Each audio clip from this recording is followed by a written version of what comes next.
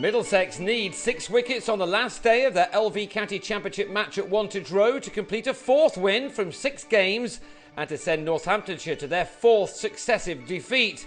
The visitors are so well placed after career best performances with the bat from both Neil Dexter and Toby Roland-Jones. Middlesex trailed by 21 runs at the start of the penultimate day, with the first innings score on 262 for 3, with Dexter on 35 and Joe Denley on 20. They made sure that the morning belonged to their team as they forged ahead in the first session with some positive cricket. Dexter is in good nick at the moment, and this clipped 4 took him to his 3rd 50 of the season. He'd needed 107 balls for this one and had struck 6 4s and 1 6. His partnership with Denley was just starting to take this game away from the home side. It went into 3 figures with neither batsman having any problems against this Northamptonshire attack. They are finding life back in the top flight tough at the moment, and their fortunes are being taken advantage of by most teams right now. It appears that a number of batsmen are taking them on full of confidence, and these two were no exception. Denley, for example, had come into this match with a top score of 8 so far this season, but this shot took him to his half-century off his 111th delivery, from which he'd found the boundary on 5 occasions.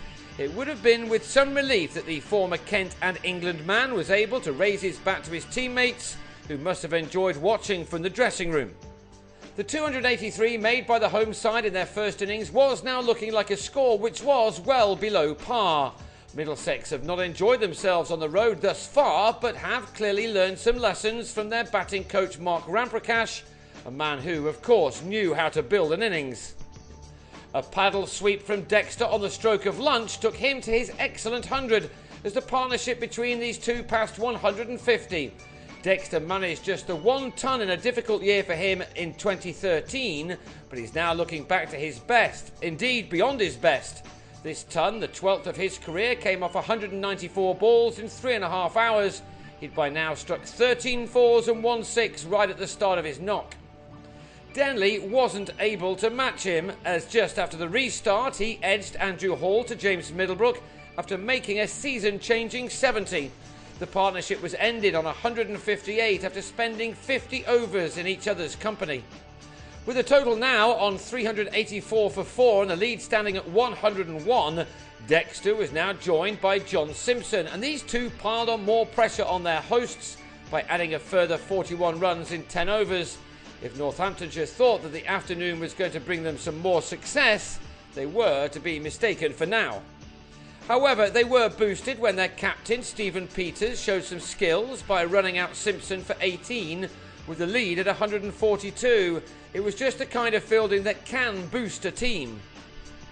They were even happier when Ollie Rayner sliced a shot off Middlebrook to Maurice Chambers, who took a good catch at mid-off, which left the visitors on 449 for 6, and the lead not such an imposing one.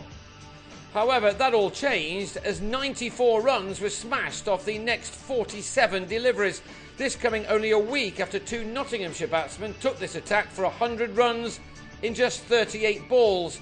Dexter started the latest onslaught with his second 6. Having earned the best bowling figures of his career just last week against Lancashire, Dexter now had the best score of his career under his belt.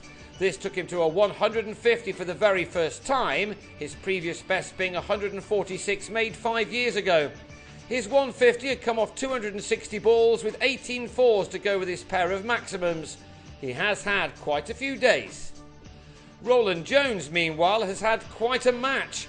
This was just one of the 3 6s he smashed on his way to what was just the second 50 of his first-class career. Some of his shots were huge. This was the moment that he reached his half-century, and what a knock it was from a man who'd earned the best bowling figures of his career just a couple of days before. He now equalled Benny Howell at Gloucestershire for smashing the fastest 50 of the first-class summer.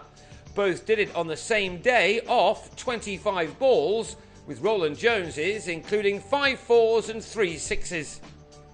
He passed his previous best of 52 by adding another 6, and when he holed out going for yet another one on 60, Chris Rogers declared, leaving Dexter unbeaten on an outstanding 163.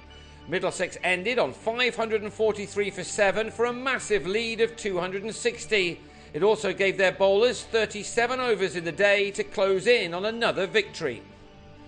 They needed only 2 balls for their first wicket, and Middlebrook playing his first delivery back onto his stumps to give Tim Murtagh and his team the perfect start.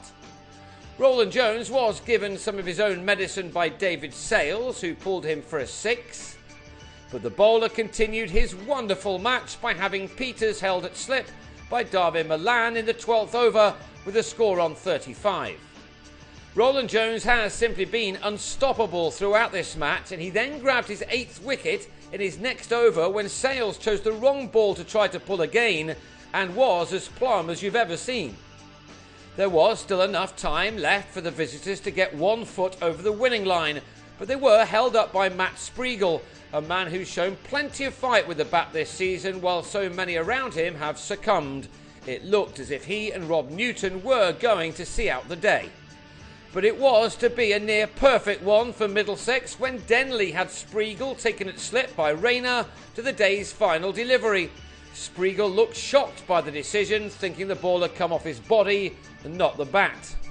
He was given out though, and that means Northamptonshire will go into the final day on 88 for 4 and still 172 runs away from making their opponent's bat a second time. Middlesex will be very confident of a 23-point win, which will put some distance between them and the rest at the top of the table.